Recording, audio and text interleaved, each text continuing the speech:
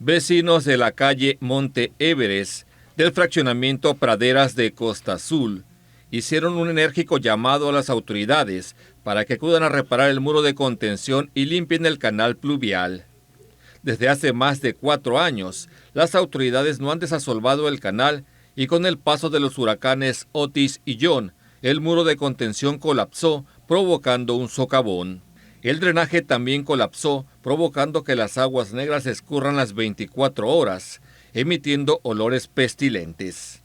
Marina Ávila y Miguel, habitantes de la zona, piden una solución de inmediato.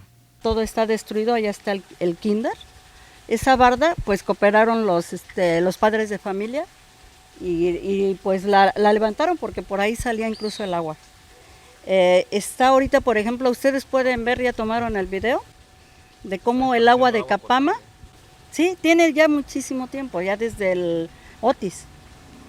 Se ha reportado, pero no se ha hecho nada. Pues sí, me está peligrando mucho eso porque cuando crece el arroyo se sube hasta arriba. Entonces, al subirse arriba, esa esquina de ahí del kinder se va a ir para abajo.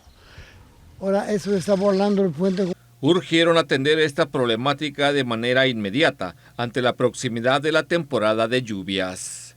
Jesús Tirado en la Lente, les ha informado Hugo Sandoval Alcaraz para RTG Noticias.